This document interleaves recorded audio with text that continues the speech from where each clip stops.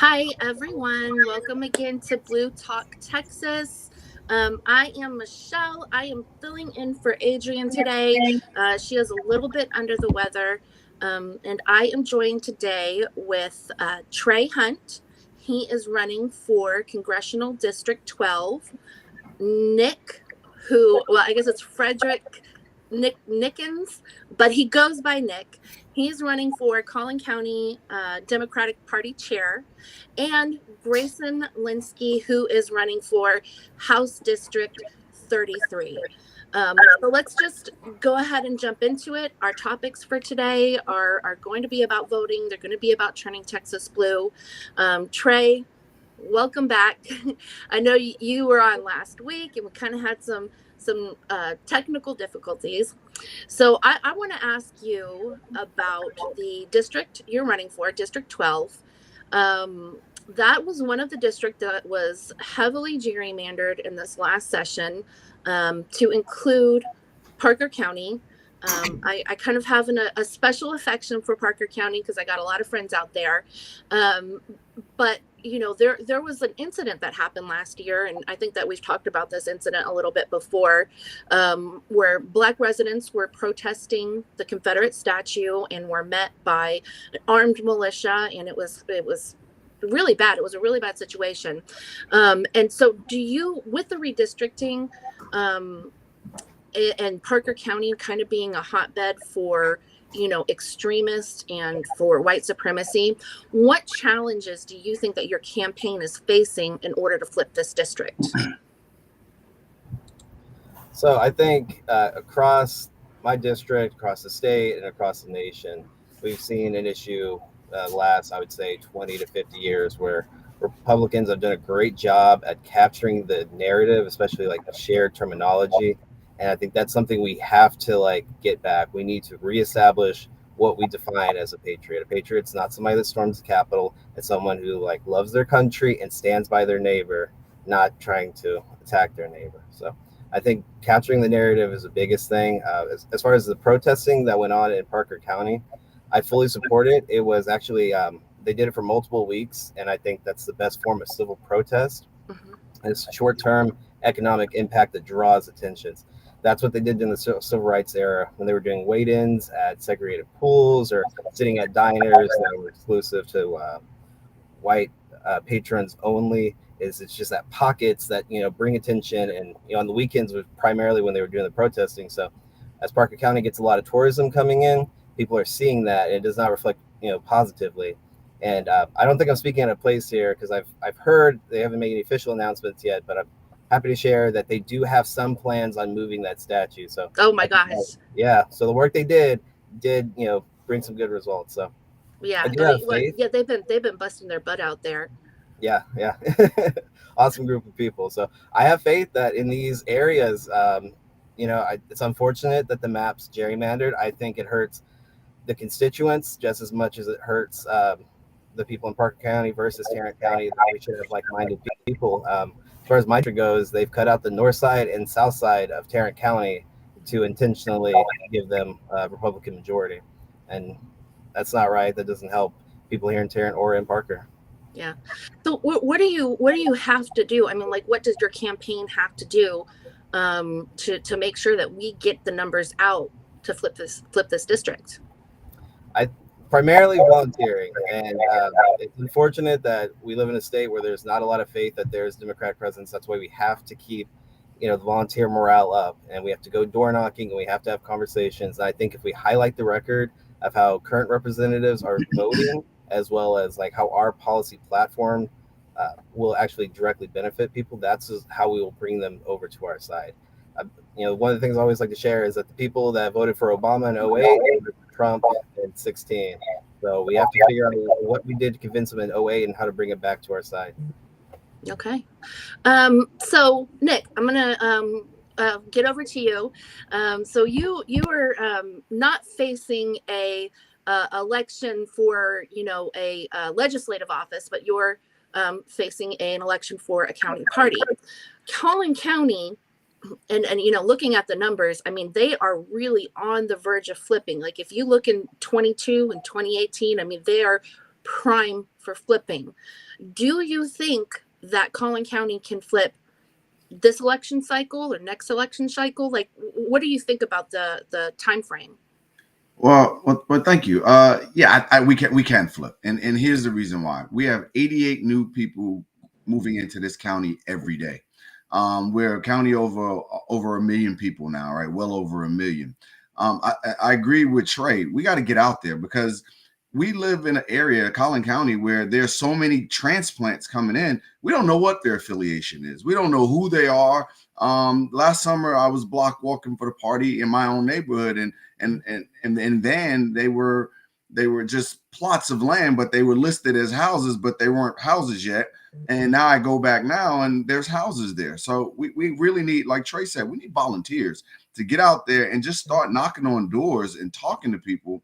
When I've been knocking on doors now, people have been talking about, one, they didn't know there was an election, which was shocking, but I understood that. And two, they didn't know that there was a Democratic Party in the county. And I think as the county has grown, when the party first started, the party was primarily in the southern part of the county. Now the county has grown to be more in the northern part of the county. I think we have to create a strategy to get out into those places and knock on doors and talk to people. And we can flip this place. It's ready, like you said. It's ready to flip. It is. But we can't keep doing the same old that we've been doing up till now and think we're going to get better results. We have to literally sit down and we have to block walk, and we have to come up with a strategy to reach these people and give them, like Trey said, give them our message. Because I agree with Trey that the message is we don't have a strong message. And I'll tell you this. I think a lot of people in our party here in Texas, we're looking to the national party to give us direction. We can't do that. We need to come up with our own direction. We have enough smart people like Grayson and Trey and all these other people out here who we can sit down. We can come up with our own solutions to our own problems, right? And we can go forward. We don't need the national party to tell us what to do. We have it right here. We have the people we need to do that. So if we do that, get together and come up with a strategy, we can flip a whole lot more than just Collin County, right? We can flip Parker, and we can flip Rockwall, and we can flip all these places if we sit down and talk to each other and really come up with a robust plan.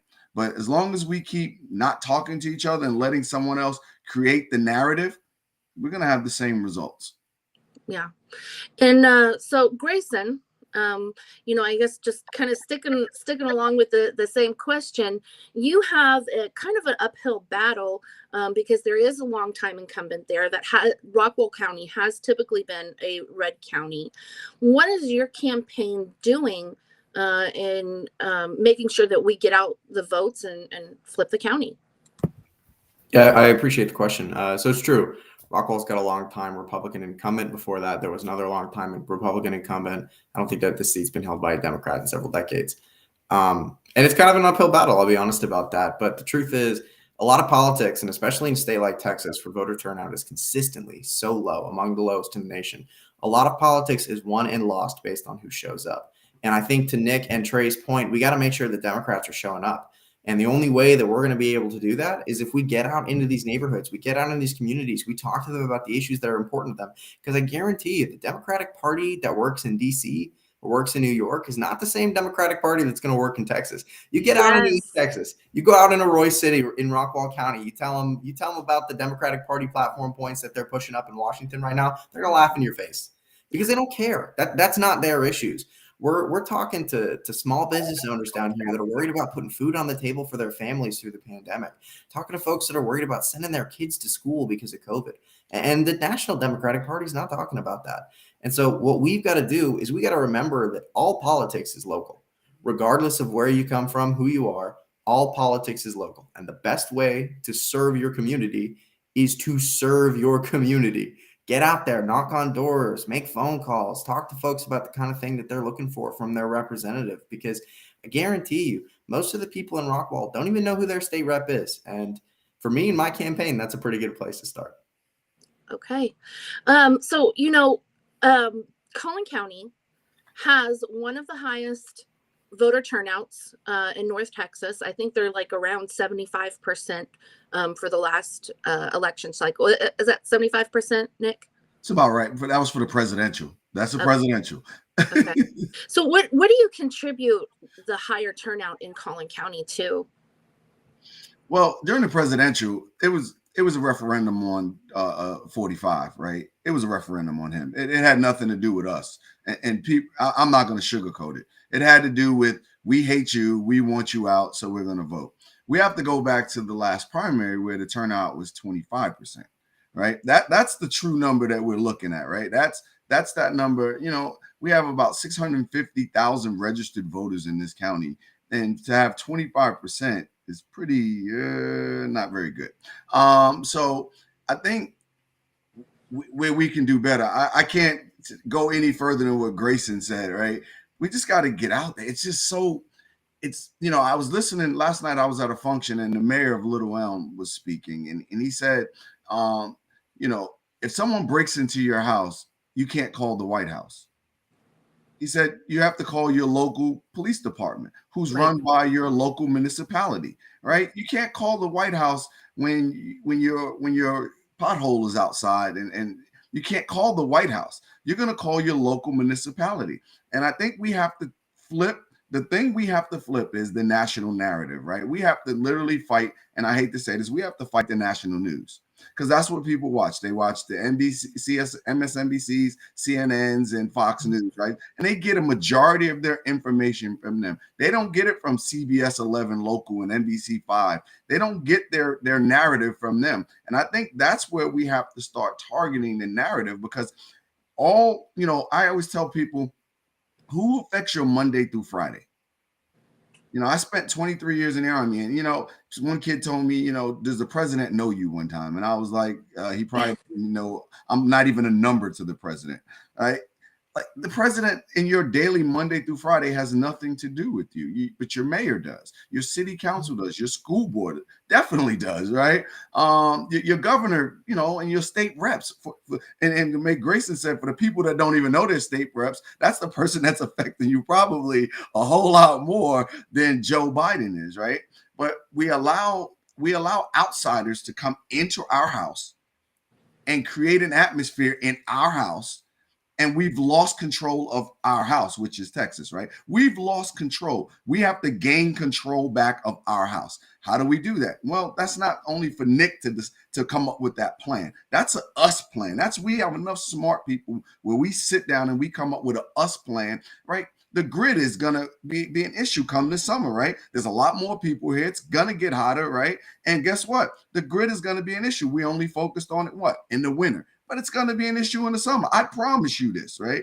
But we're not talking about that right now. We're talking about Ukraine, which in a day in, day out, unless you're in maybe in the oil industry, in Collin County, that's not going to affect your daily unless you have family there, right? But for the great majority of us in Collin County, the issues in Ukraine really are not affecting us unless you have somebody in the military, right?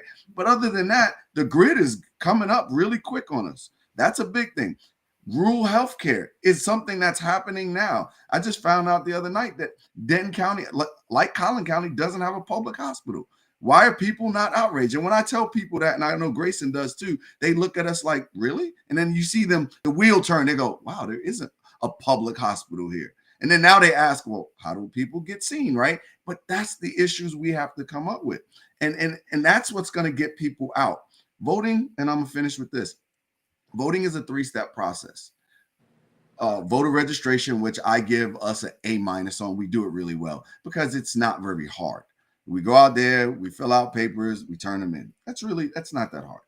Voter education is the next step, and voter turnout is the third part. If you do the second part right, the third part becomes easy. If you educate them, which means we have to go where they are. We have to go to the Girl Scout troops and the Boy Scout troops and the VFWs and the Rotary Club meetings. And we have to educate people, not as Democrats, and that's great, but we have to educate them why it's important for them to be involved, right? We just literally have to educate them. And once we educate people, I guarantee you, people will go out and vote. Think about it. Most people don't know what the county judge is, right? They think it's a judge with a gavel. They don't know that that's the executive of the county, right? They don't know these things because we haven't educated them. We expected them to be educated. We expected them to have our passion as the insiders do, but these are lay people, regular people, everyday people. We need to go to them and educate them and show them why it's important, and I guarantee you they will show up and vote. Thank you. So Grayson, there you are, Trey. I thought we lost you for a second. Grayson, a lot of people have speculated that this election cycle, it is going to be the youth vote that determines who wins in November. What do you think that Democrats have to do to get the youth vote to the polls? Well, I think the most important thing that Democrats have to do to get the youth vote to the polls is actually talk to the youth vote in the first place. I'm not going to sugarcoat it. There's a lot of problems in the Democratic Party. I'm a Democrat. I'm allowed to say that.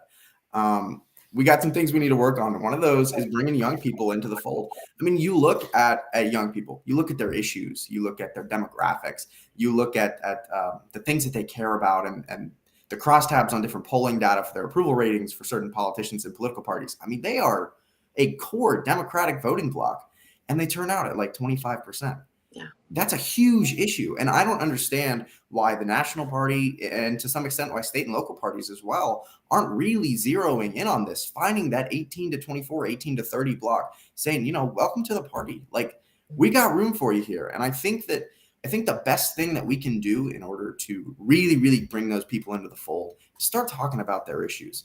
And there's a lot of really great things to talk about in there. Young people care about things like the minimum wage, which Democrats care about. Young people care about things like student loan forgiveness, which Democrats care about. We care about things like economic health, the climate, the climate change. We care about gun violence, right? And these are core Democratic Party issues that we can address. There's all of these really, really obvious answers that I feel like are here. But, sort of to Nick's point, you got to show up first. You got to actually talk to these people. You got to get them into the party, show them that there's a place for them in this organization. And I think that once we do that, and I'm hoping anyway, that, more young people will step up and try and fight and run for office. I'm hoping that once we do that, we can start to really build momentum in this younger generation. Because, I mean, if that block, if the 18 to 30 comes out at 60%, 70%, I don't think a Republican would win an election in this state ever again. I really don't. I mean, I don't even think it'd be close. I think that we would see a radical shift in the representation that this state has. Not to mention, it would just be more little d Democratic in general for that many more people to vote. And I think that that's important. So I think that we've got to really start to bring young people into the fold. Talk to them, talk about their issues, let them know that they're an important constituency in this party. We care about what they have to say. And then, make sure that we thank them in the future when they do the work for us. That's another thing that Democrats have gotten a little finicky about. We sort of forget to say thank you after somebody helps us win an election. So I think that we need to make sure that we're looking out for our people. We're doing the thing that we said we were going to do. Yeah. Okay. So, Trey, I want to know your opinion. What do you think a blue Texas looks like? I think Frederick had a comment. Yeah. Can I add something on to what Grayson said? So go ahead. I work in a high school, and I'm gonna tell you, there are a lot of kids who don't agree with their parents' politics and their grandparents' politics. And they're eager and willing and wanting, like Grayson said, they're eager. They want to get out there. They're hungry. And like I agree, Grayson, we're not meeting their needs. We're not, and I'm gonna tell you this because I'm a 50-year-old man. We are not meeting their needs. We're not going down there in the parks and sitting with them. We're not going to the Starbucks and the computer cafes where they hang out and talking to them. We're acting a lot standoffish because we're still under the narrative, and the numbers show that this is true, that most people that vote are over 50, right? And well, we have to look at the why the people under 50 aren't voting. Not that that's just the norm, that people over 50 vote and that's the way it is. That's the Democratic base over 50 years old. Well, why aren't the people? See, that's the question we should be asking and trying to answer. I'm sorry. Okay. Trey, what does a blue Texas look like? So best way I've heard the Democratic Party explained is it's got a big umbrella. There's a lot of different groups underneath it. And I think we need to focus on coalition building. And I think that's probably the reason we see a lot of division. I think it's great that Democrats call out other Democrats for our faults, but we need to, and that's not a jab at anybody on this chat or anything like that. That's just, in general speaking, is that because we're a big umbrella, there's a whole bunch of different ideologies that conflict with each other, but we need to come together and focus on core principles that affect us at the local, the state, and the federal level. And by building that coalition, I think we'll do a lot better. I think that the progressives are extremely energized.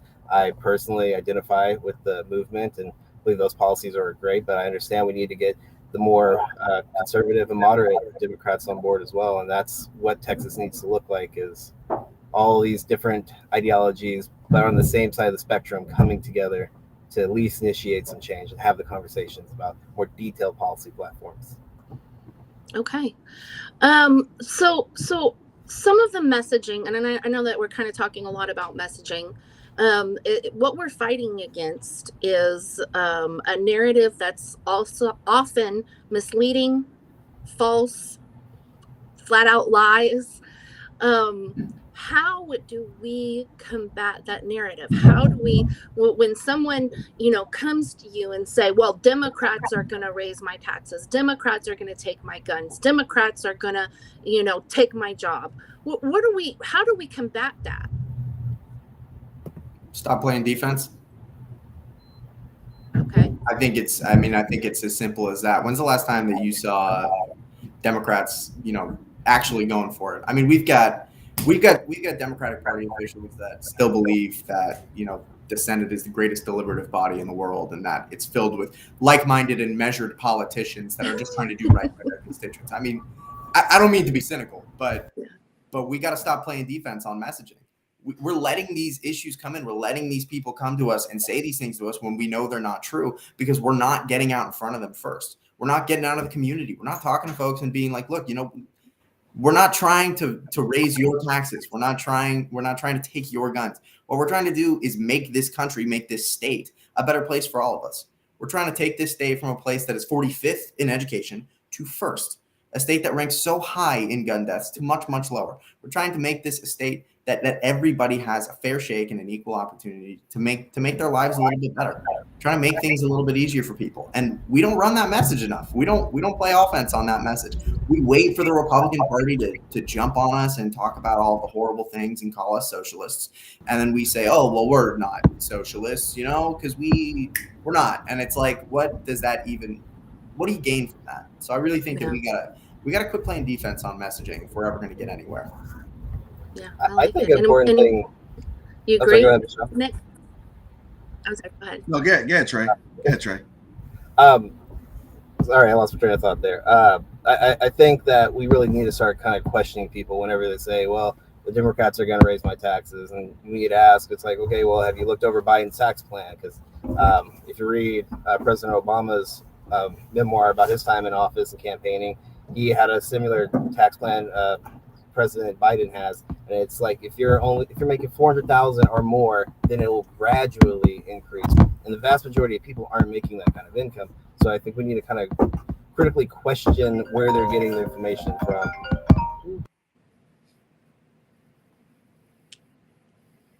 That's it for me.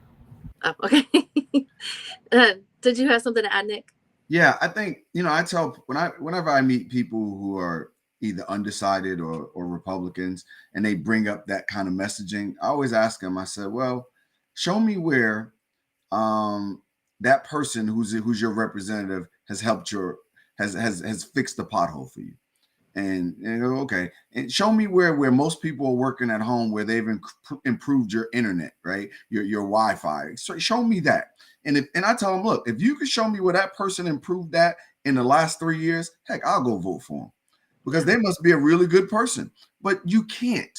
So you just keep going on voting for someone who's not meeting your needs. And that's the messaging I think we need to really hit home to people. You are continually voting for people who are not meeting your Monday through Friday needs. Like literally, you hit that same pothole every morning on your way to work because it's dark, because you don't have street lights, and no one has ever fixed it. So a couple years ago, I questioned, and I'll say his name, I don't care. Jeff Leach, right? And he wasn't my representative at the time. Now he's my representative, right? So I was at a meeting and people were peppering him with questions about reproductive rights and healthcare and gun rights and all this. And I sat there and I said, well, let me ask him a really off the wall question. And I said, hey, I live in a city with stinky water. I keep it simple, right? Stinky water. My water stinks. What are you going to do about it? And he rolled up his sleeves. It's a true story. He rolled his sleeves up and he said, the water company meets in secret. And I said, excuse me, sir. Aren't you the representative that's supposed to represent me at that meeting? And he said, well, they meet in secret. And I said, well, wait, once again, aren't you the representative? And what it showed me was I found his Achilles heel. His Achilles heel was infrastructure. He had no answer. Because why? Because that's not what his constituents cared about. All they cared about was the national issues, gun control, reproductive rights, right? That's what they cared about. They didn't care about, man, my water smells funny, or I have to have an extra filter in my house to drink the tap water, right? That I pay for.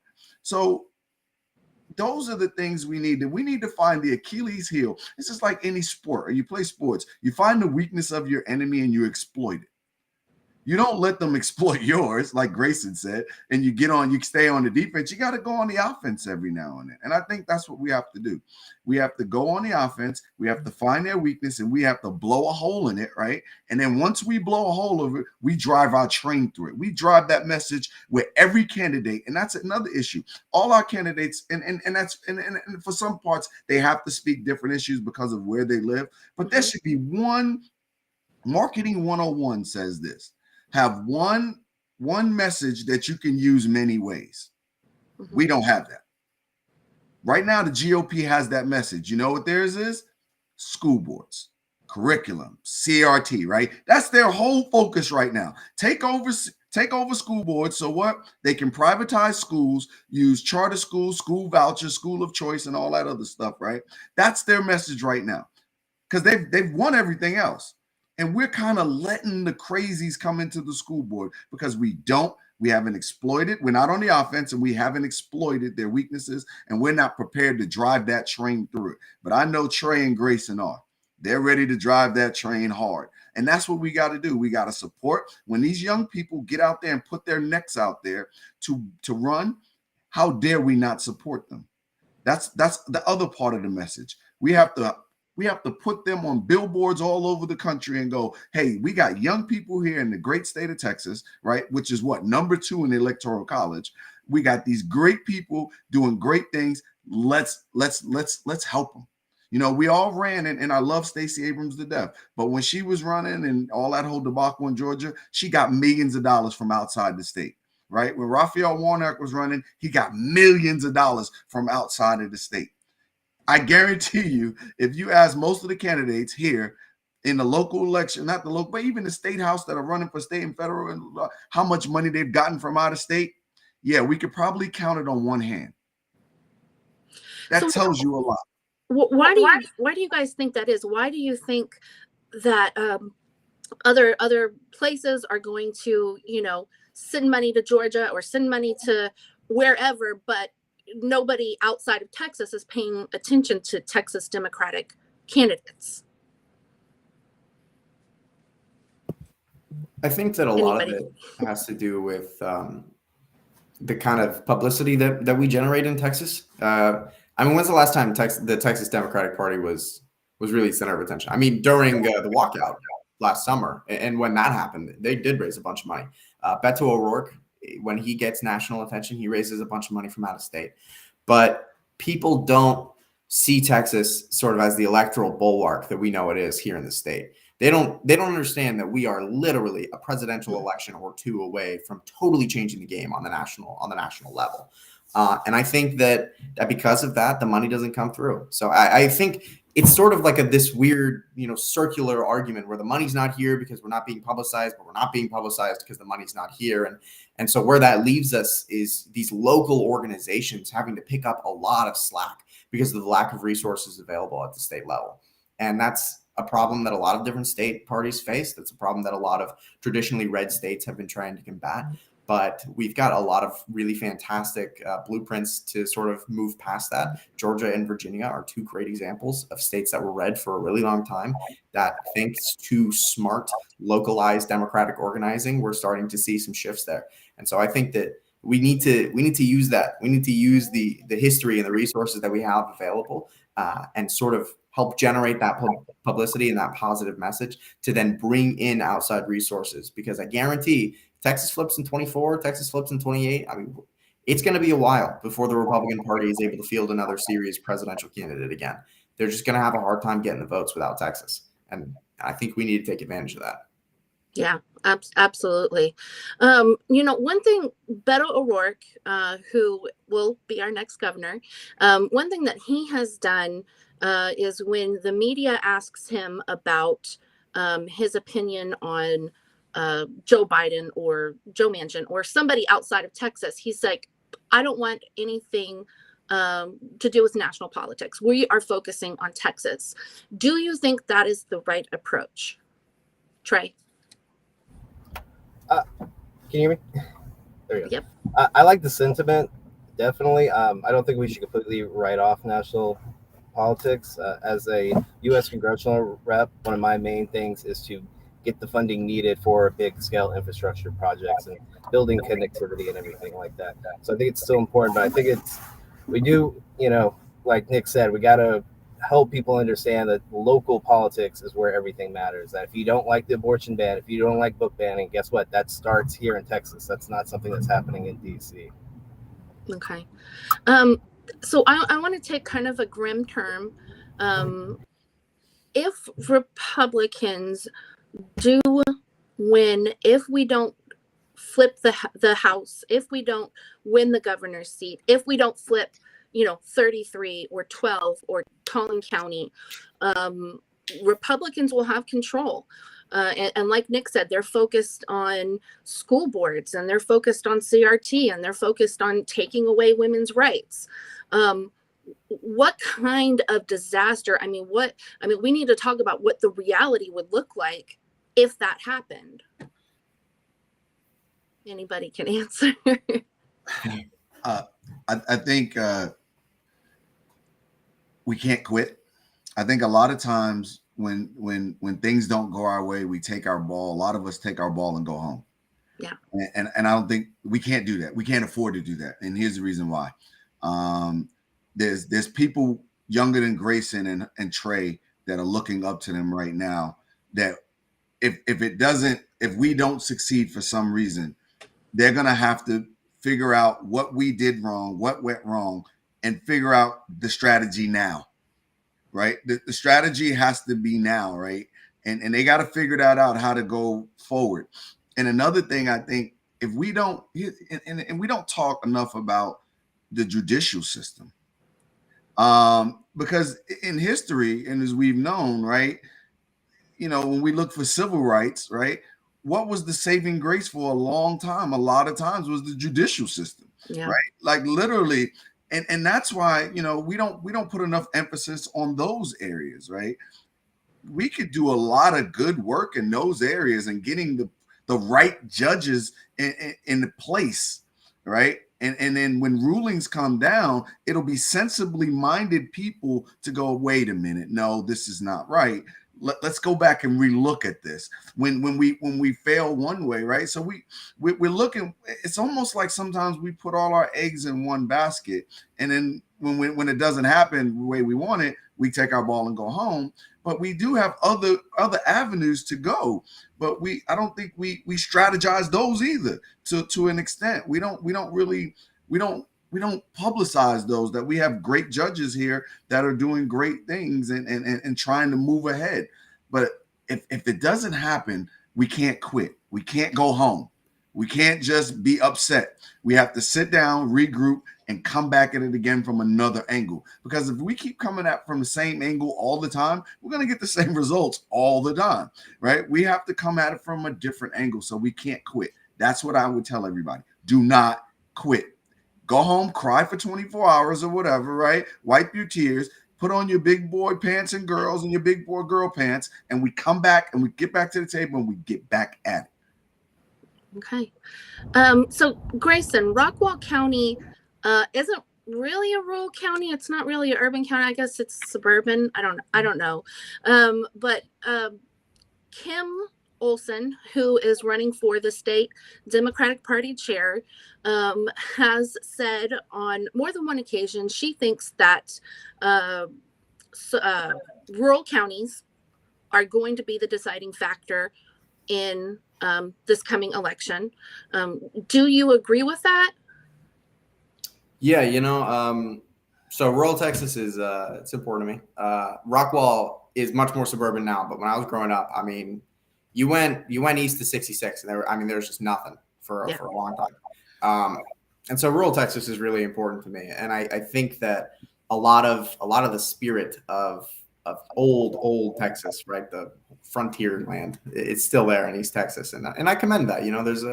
There's a certain historical sort of vibe, I guess, that I like about East Texas. But I think that she's correct, and I also think that it's like a yes and sort of thing. Yes, rural Texas is going to be really, really important in this election, in the sense that we have got to get rural Democrats out to vote in any way that we can, because they are there.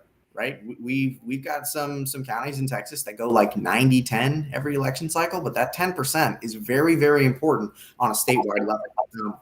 Excuse me. And so I think that that's important, right? I think that these counties that typically go 90-10, 80-20, right, even 70-30, well, if we can push those from 90-10 to maybe 85-15 or 80-20 even, or we can take the 80-20s and move them to 75-25, right? If we can run up the margins a little bit in rural East Texas and rural West Texas, we can get Democrats in those areas out to vote under the understanding, that this is the only way that we make any sort of progress. You got to chip away every single election cycle, because a county that is 90-10 now and then ends up being maybe 80-20 this election cycle, 8 years from now, it could be 60-40 the other way.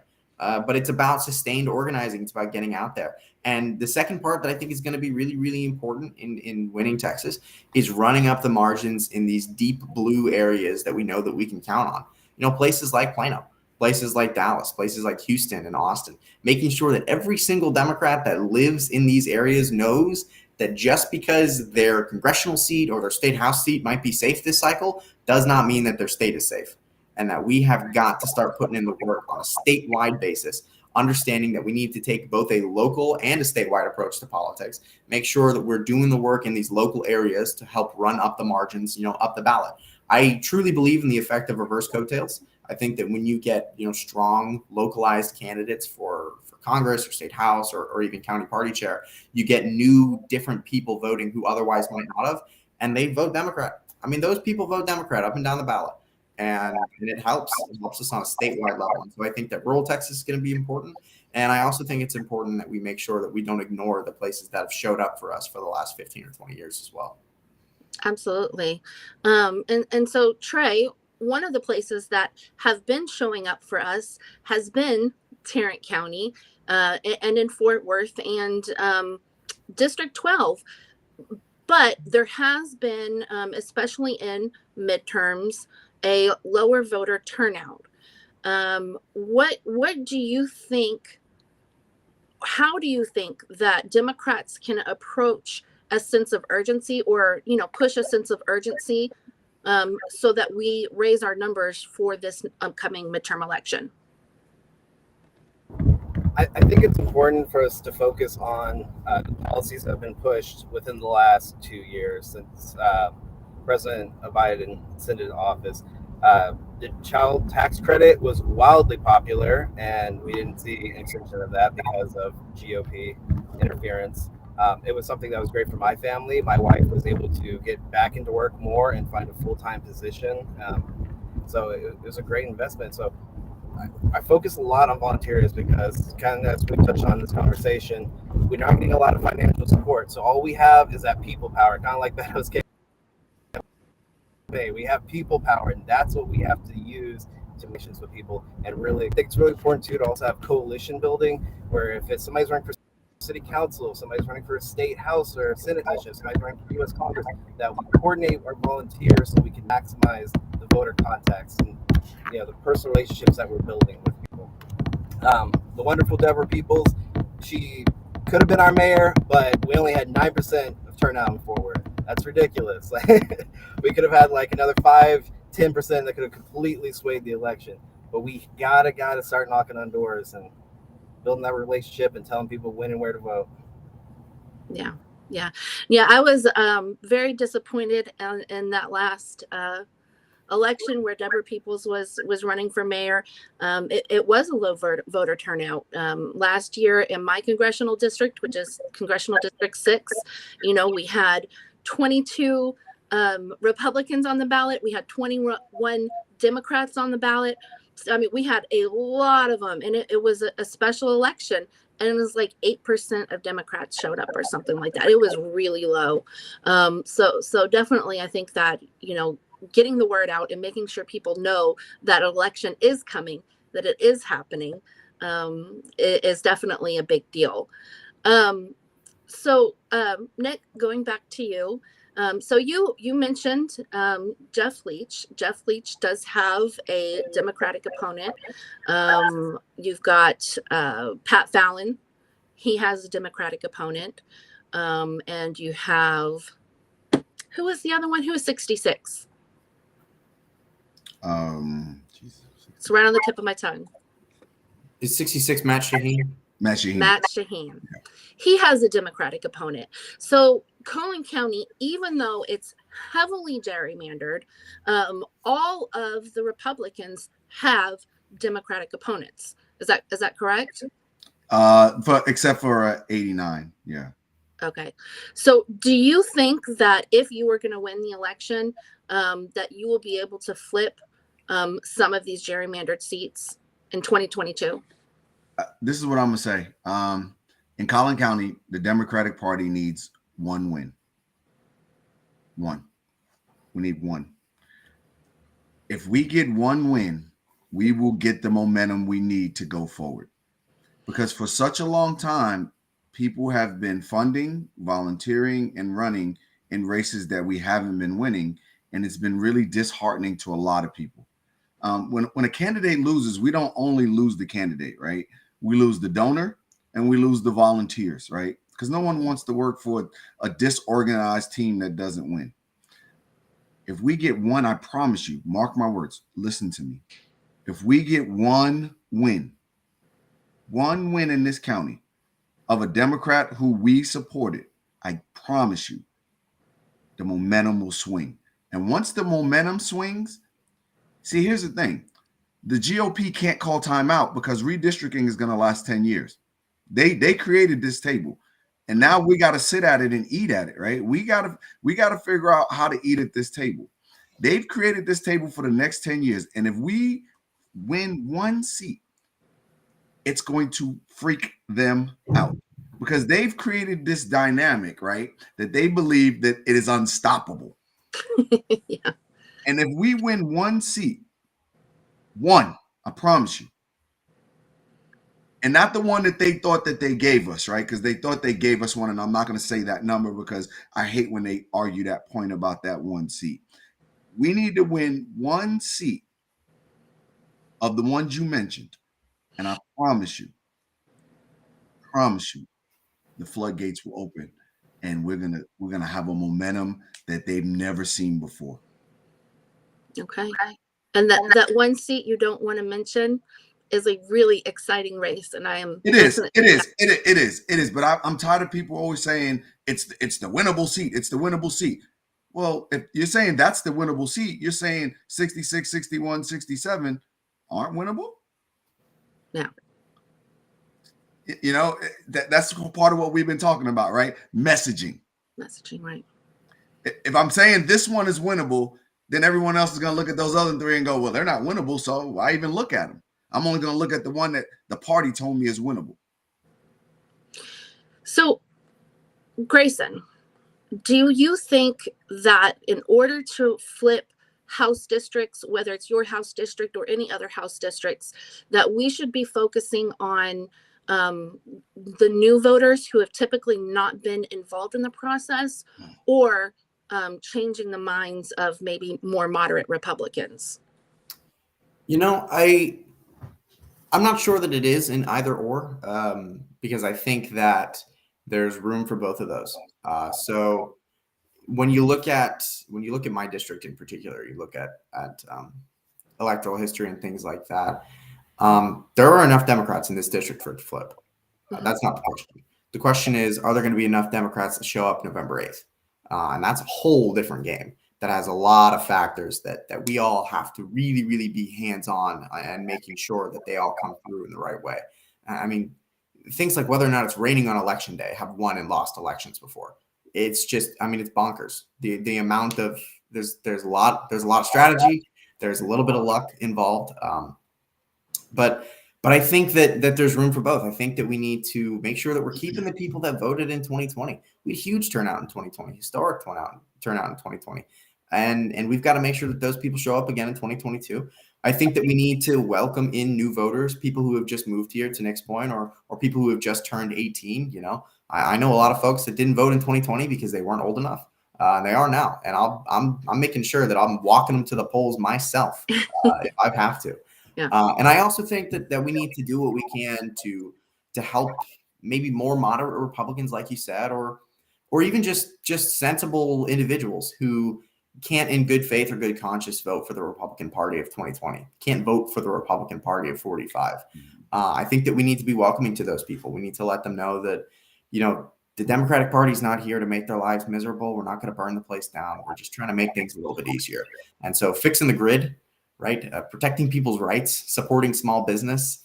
None of those things are designed to be evil or instill some socialist utopia in America, and especially not in Texas, because I guarantee you wouldn't get very far. It's about making people's lives just a little bit easier on the margins. And so I think that there's room to welcome some new folks into this party. Pete Buttigieg, during the presidential campaign, started saying future former Republicans, and it drove people freaking crazy that he would ever even suggest that there were Republicans that were going to turn their back on Trump. And then come 2020, there were a lot that did. And so I think that we've got to be ready for that kind of thing.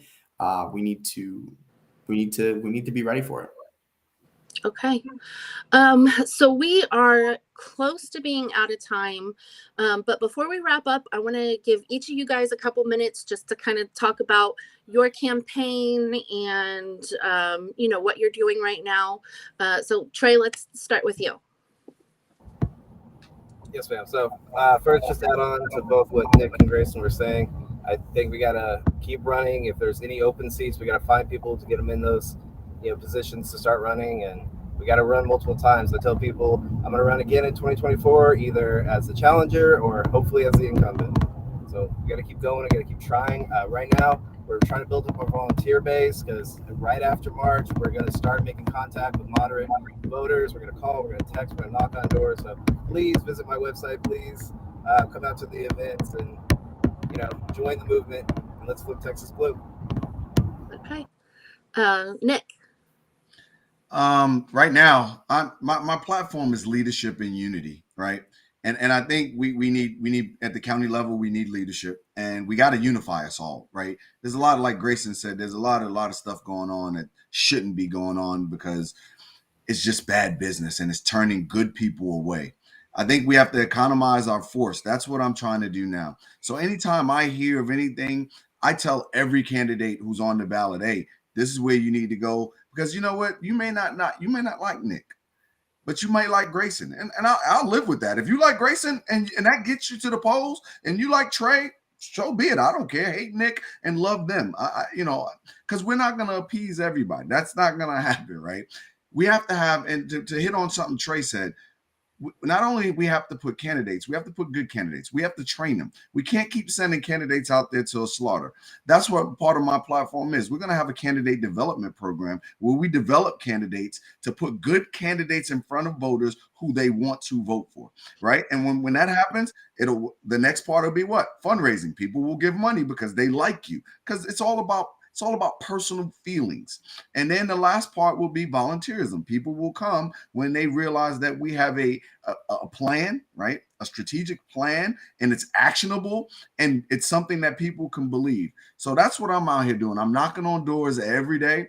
As soon as I leave here, I have another event to go to. And then tonight I have a dinner to go to, and I'm just talking to people and hearing what they have to say. And that's what they want. We have to be out in these streets. We have to be running around, talking to people, showing that we are a viable entity. And once that happens, people will start to believe in us, and they have to see our faces, and they have to not know our names, but know our faces. And once that happens, we win. Okay. Grayson. Yeah, I've been out knocking on doors, making phone calls, talking to folks, doing all of the stuff that candidates do. But there's something that I really like to close with when I'm talking to folks, and it's a reminder sort of what's at stake in this election, because I think that we can kind of get bogged down in the ticky-tacky sort of technical aspects of good politics, good messaging, right? But at the end of the day, this is about people, man. I mean, this is about everyday folks whose lives are going to be demonstrably better or worse, depending on how this election goes. And so I like to remember what's at stake, the hundreds of lives that were lost during last year's winter storm, with a power grid that has every opportunity to fail again as soon as we get another hot streak or cold snap. The thousands of small businesses across Texas, including here in Rockwall and Richardson, Plano, Wiley, Saxe, that closed their doors during the pandemic and are not going to open again because our state government refused to support them through the shutdowns. And the millions of Texans that remain uninsured or living under the poverty line because our state provides absolutely no support for them. And so I think we've got to frame this entire campaign around those issues. I think it's really, really important that we make sure that we remember what is at stake in this election, what it is that we're actually fighting for, because as soon as we lose sight of that, man, we lose. And so it's really, really great getting to talk to people, getting to get out there and let them know what my issues are, the things that I really care about. But it's way more important to know what they care about, and get out there and talk to them about the kind of things that they're interested in seeing happening from their state government. So I think that's where I'd like to leave things. Okay, perfect. And you guys, I am Michelle Davis. I will be back behind the scenes next week. Adrian, she was sick this week, so she'll be back next week, every Friday, 11 a.m. And you guys have a great day, and thanks so much. Vote. You bet. Thank you. All right.